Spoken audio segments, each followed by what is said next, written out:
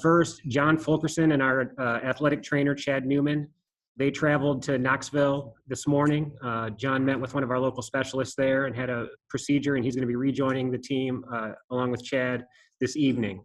He's going to continue to be evaluated daily, and a determination on his playing status will be not until sometime next week. Secondly, we've remained at our hotel here in Nashville, and we're going to be busing to Indianapolis tomorrow sometime. With that, we'll go ahead and start raising our hands for Coach Barnes.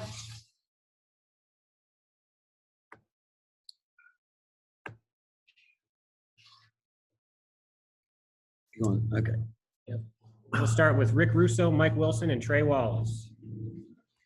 Hey, Coach. Good evening. Your thoughts on being the 5th seed in the Midwest region, and maybe your initial thoughts on an Oregon State team that's Rick, hold on for us. We can't hear you. Give me just a second. Sure. Hey, Rick. Yeah, you got me. You got me. Hello, hello, hello. Hey, Rick. We're here. You got me, Coach. Good. Yeah, I got you. Oh, good. Well, and good evening. Your thoughts on being the 5th seed in the Midwest region, Coach, and maybe initial thoughts on an Oregon State team that's playing well right now, coming off a tournament championship. Well, you're right. I think our guys we're excited. Obviously we came here to Nashville, wanting to win a conference championship, but I do like where our guys are. I thought they played their hearts out yesterday and had a good day together today. And we stayed here in Nashville. We'll get up and head to Indianapolis tomorrow and get checked in there and get back at it. But you mentioned it, Oregon State finished as strong as any team in the country in their conference. They beat, Oregon, UCLA, and Colorado, I think, in that order, which that tells you how well they're playing. A terrific team has been coached well, and they've gotten better. And you said it, they're playing their best basketball at the time, which most teams that are still playing right now are all capable, and you would think are playing their best basketball. I like to think that we're on the verge of doing that as well. Rick, two things. One, you said last night that you know what you're going to get out of this team. When did you start feeling that way? And two, do you lean on Kim English and Victor Bailey Jr. a little bit with their potential knowledge of Oregon State? Well, when did I start? In the last couple weeks, it's just the attention to detail with our scouting reports where, again, sometimes it takes you longer to get to that point where we've tried to just get guys to really hone in on exactly, the nuts and bolts of what you're trying to do.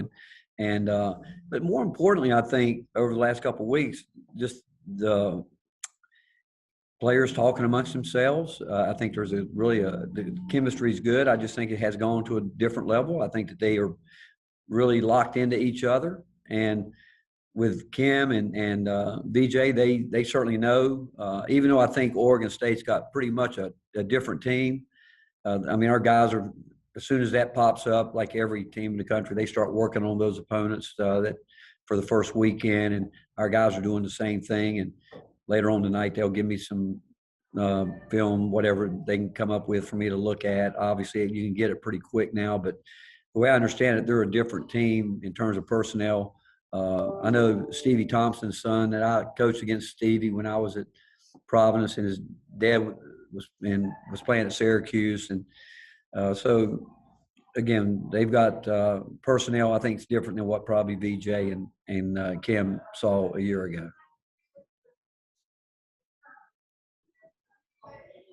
Hey, Rick, so yesterday without John Fulkerson being able to play, you guys ran somewhat of a four-guard lineup, and then you had Euros that actually had a lot of minutes in yesterday's game. So how much will that be a factor for you guys this week in determining a game plan for Oregon State? Will you roll with that same kind of lineup, and what did you think of Euros' play? Everyone's excited for Euros. He has been, for a guy that hasn't seen the court as much as players would like, you watch him on the side. He's been warned more than any player that I've ever coached from the officials about being overzealous for his teammates. I can't tell you how many times this year that the referees came by and said, hey, you've got to keep that big guy off the court. And he's just – the guys love him because he's the ultimate team guy. And does he want to play? Absolutely. And I can only tell you, I can't explain to you I wish I could. I'd do it all quicker in terms of what makes the light go on for guys, where they're like, okay, this is what I got to do. And over the last couple of weeks, he's done it, and he earned it, and he's went out and he did some good things yesterday, but we're going to still need everybody on our team. I mean, when you get to this time of year, like obviously without John yesterday, and then with Josiah getting in foul trouble,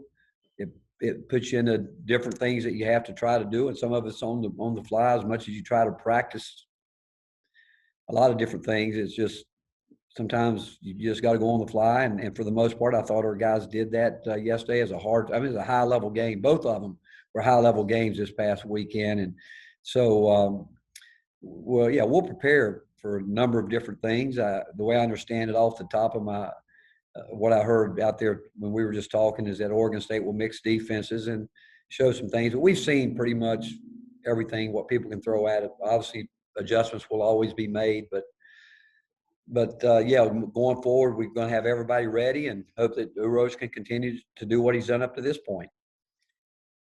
David Pascal, Grant Ramey, and Nicholas Hill. Rick, there's been a kind of a bubble aspect to this entire season when you think about what you've had to do in Knoxville around holidays and stuff like that. But you've been to so many of these NCAA tournaments. We know you're going to be in Indianapolis tomorrow. You don't play until Friday.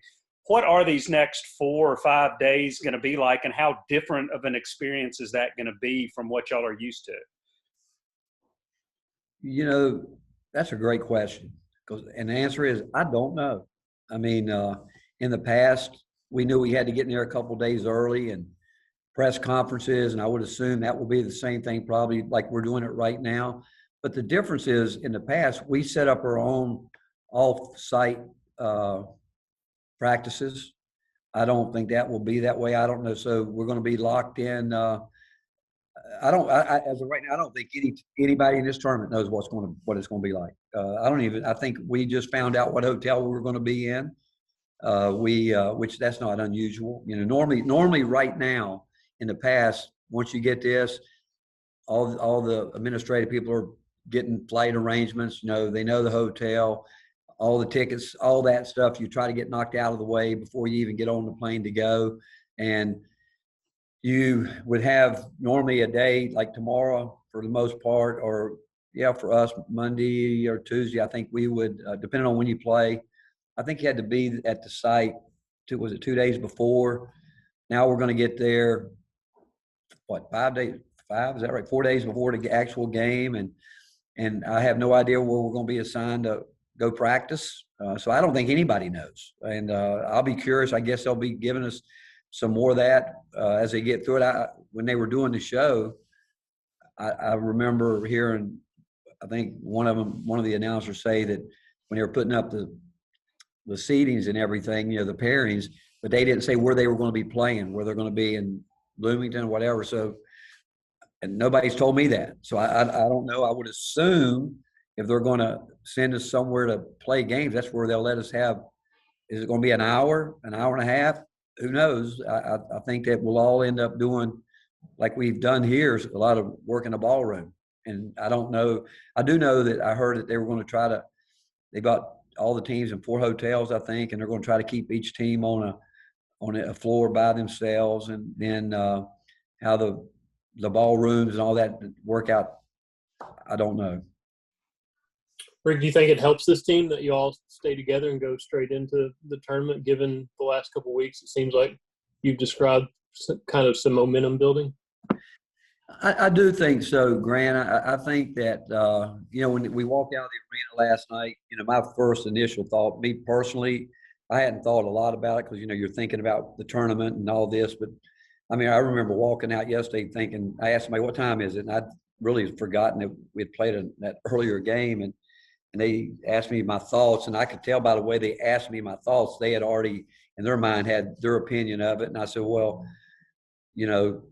I don't want to sit around a hotel for a week or whatever. And then they explained to me that going back probably wouldn't be the right thing to do right now with, with what's going on with the NCAA and all that. And actually, you know what? We had a really good day today. We had some time over at the Memorial Coliseum, and we normally if you think about it, if we had gone back to Knoxville, we would have taken the day off. You know, we were off, obviously, we'd have been off going back for certain, driving back, but they wanted to go. The guys wanted to go, and it was really fun kind of being there because they start playing 3-on-3s, and, you know, every guy kind of takes care of their bodies a little bit differently, but you know, Coach Inglis got in the game with them. They were going at it, and you could tell it was there. Then here in the hotel, where we have a great hotel over here at the Hyatt, the Grand Hyatt, they've given us as much space as you could put 2,000 people in here.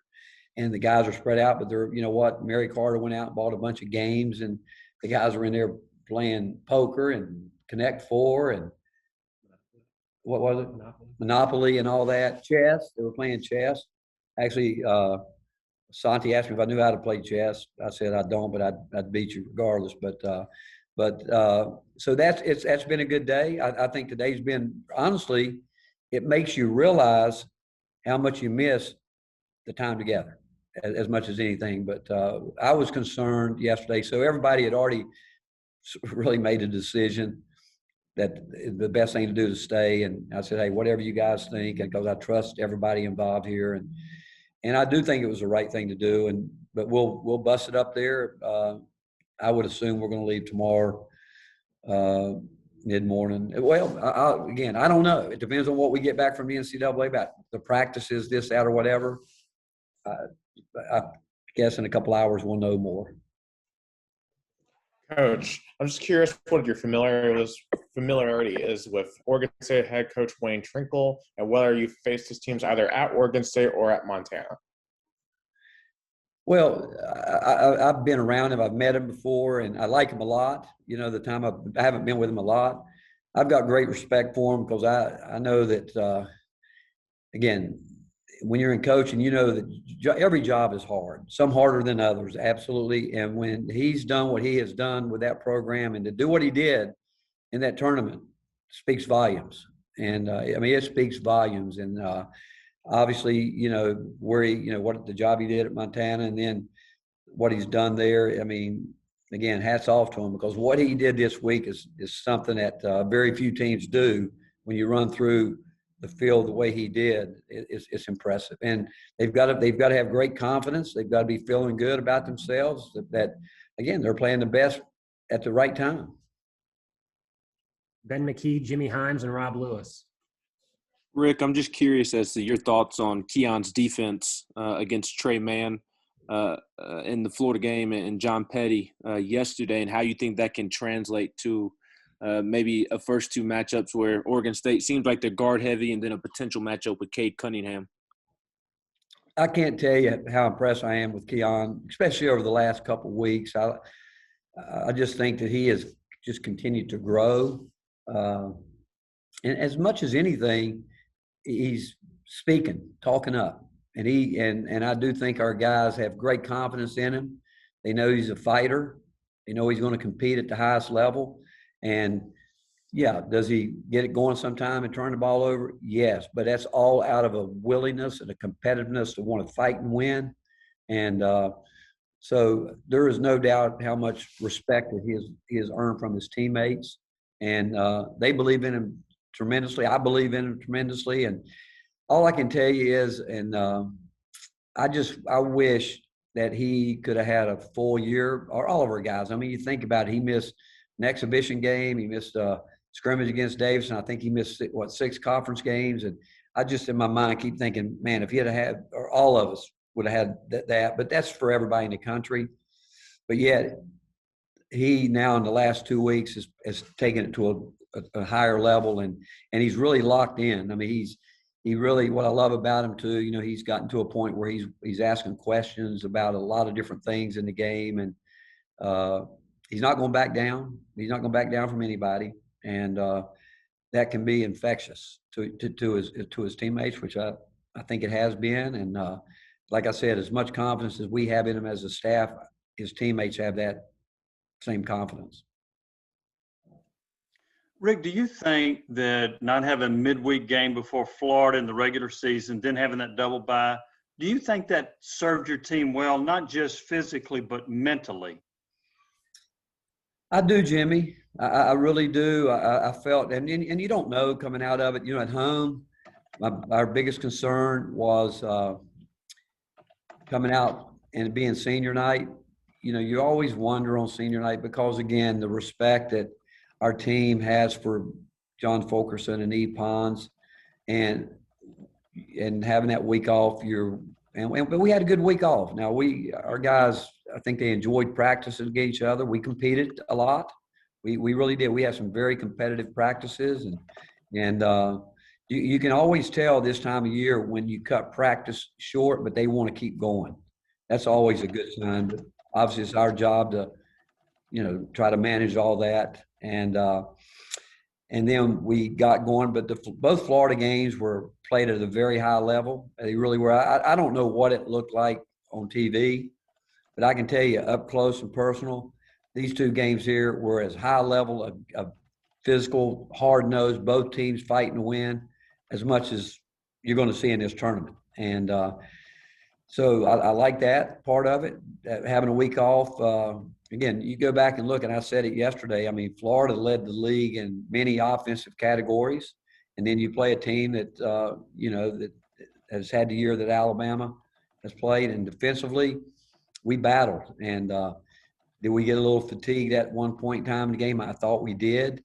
And I wish I could say here, I wish Josiah would have stayed out of foul trouble, because when we got to a point there, and plus if Fulky's in the game, there's time when you're struggling to score a little bit, instead of putting all the pressure on your guards, you can maybe go through the inside a little bit. We didn't have that yesterday. We didn't have it. But what we did have was a group of guys that play with tremendous heart, tremendous courage, and a willingness to win.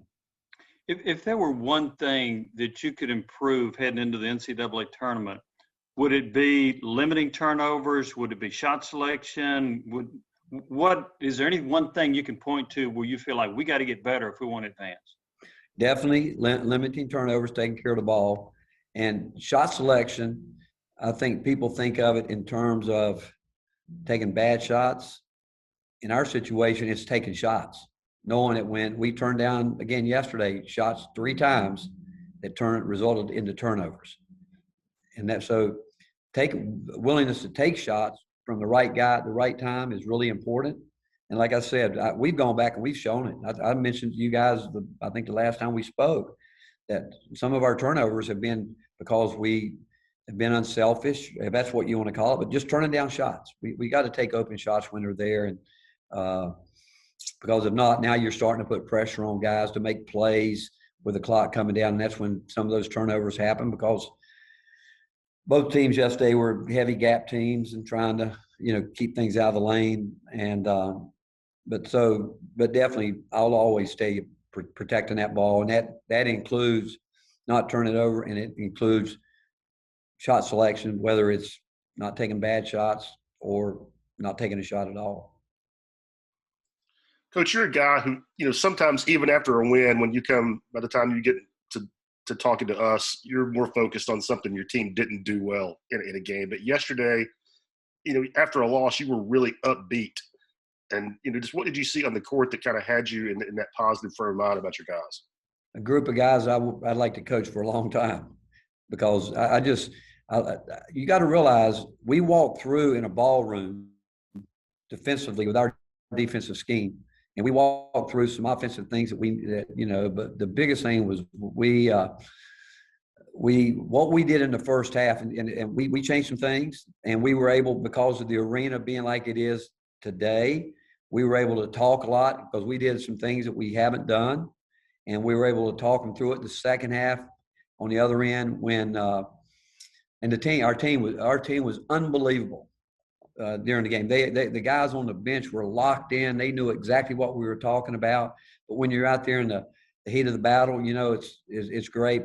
Yeah, second half we had a couple breakdowns when we went small one, but then just some different things. But the one thing I loved was there was a willingness, a fight that we play hard. There's aren't many games this year I can tell you that we play hard consistently, but it was just an attitude, an air about us on the bench, all that stuff, to where you feel like, hey, you know what, this group's getting it. And, in the Florida game, the Florida game was a hard fought game, and defensively staying locked in against a team that both of these teams do, great stuff. And for the most part, we guarded. And but the biggest thing was the detail to our game plan, and that's what makes you feel good when they're really trying to do that, knowing they're not going to be perfect. And but I just I'm enjoying watching what they're doing because they're on edge in a good way. Trey Wallace, Mike Wilson, and Madison Blevins. Rick, when you guys get to Indianapolis and figure out, practice schedule and whatnot, how will you, and I know it's hard because you don't really know what's going on, but how are you going to approach this week? Is it going to be like the last 3 weeks where maybe you have a game on a Saturday, so maybe practice on Wednesday, Thursday? What do you think will be the outlook for you guys? Just like we have the last part of the season here, again, tomorrow, what I was saying earlier, we would normally, after a game this time of year, we would take 2 days off. Like I said today, they wanted to get out of the hotel and go do that. So tomorrow, we'll get on the bus and drive up there. We'll go back at it Tuesday, Wednesday, Thursday. So we'll have probably a good workout on Tuesday and not much, and then start right now keeping everybody healthy, keeping them fresh. And just again, I don't know the time we play any of this. So we'll wait and see how that looks. But we normally try to work off 2 days prep. So I would imagine the first day, and like I've told you guys before, I believe when you get a group of guys that go really, really hard, knowing your games need to be 2 of them, that maybe 3 times in a week you can expect yourself to exert the type of energy and effort. We practice hard. And so it's up to us as coaches we'll probably get one good, short, sweet workout in at some point in time, and everything else will be short, sweet, to the point, and just work on, the things that we think that we need. Just pretty much what we've been doing coming down the stretch here. Hey, a quick follow-up. How has John Fulkerson's mentality been over the last 24 to 48 hours from your perspective, even having to go back to Knoxville, coming back to Nashville? But we did see him on the sidelines yesterday. How's he been? He's been great, and obviously, you can only imagine he wants to be out there, and if he could, he would. But I know that he'll be back tonight. He'll be with us. He'll be on the buses with us tomorrow to get going. And like we said, it'll be a day-to-day thing. But it's never about him. I've said it before. It's never going to be about John Fulkerson. It isn't. And he wants his teammates to win. He wants to be a part of it. And believe me, nobody's pulling for him to do that more than his teammates, because they love him. They want to see him have a chance to, be successful, because they know how hard he's worked over his time here, and they would love for him to, and they know that he's helped get them where they are right now. Rick, looks like Santi is maybe has more pep in his step, a little bit more going for him right now. Is that just a matter of getting some time for that hip to heal, or is he just playing better basketball right now? No, really, Mike, I think that the week off helped a lot of guys with nagging type injuries. I think that will. I hope in this week, that's why I think talking about how do we go about this week is trying to keep all that stuff in check as much as we can. And so I think that the more consistent Keon and Jaden get, and guys around him, like Pons was terrific. This week I didn't see the SEC All Tournament team, but if he didn't make it, we need to re-vote it. Did he make it? I don't know if he did, because I tell you what, he was just unbelievable how terrific he was in the game, and so many different facets of what he did. And but I do think with Santi, the time off helped him, because if you guys have ever had a hip flexor problem, it's a problem. But like I said, I think it's helped all those guys. Hey, Coach, you say this group of guys is a team that you would want to coach for a long time. Well, after everything last year, the conference tournament, the NCAA tournament getting canceled, how sweet was this moment today with this guys, just hearing who you're going to play, finding out where you're going to go, and just sharing that with them? You know what? Very different than in the past. You know, if you're in the room with us, to be quite frank and honest, when it came up, a couple claps and going about business, everybody got up and turned and walked away. Whereas in the past, I mean, I just think it's different. I do. I think we're all into that right now. That hey, it's a basketball game. They fought hard to be part of this tournament. They knew they were a part of it, obviously, and I felt like you know where they were going to be seated, and we felt somewhere between 5 or 6 would probably be where we would be. But I don't want you to think that they're not excited, because they really are excited to play. But it's just different. I mean, it's very different. We're here in a big old ballroom that you could put down 2 basketball courts, it seems like, and we're spread out, and everybody's there. And so when it popped up there real quick, everybody, we were all sitting there from the very beginning of the show. But once it popped up and some claps, next thing I know, everybody's going out to get ready to eat. And and come back in and sit down. And so that's being honest with you. And so, but to be where we were a year ago, I like to thank the SEC, for doing their part, but I'd like to thank all the players in this league and around the country, because they were the ones that had to work through what we're going through right now. It's not over. And the fact that we've got a chance to, we're going to play for, in a national tournament, the national tournament.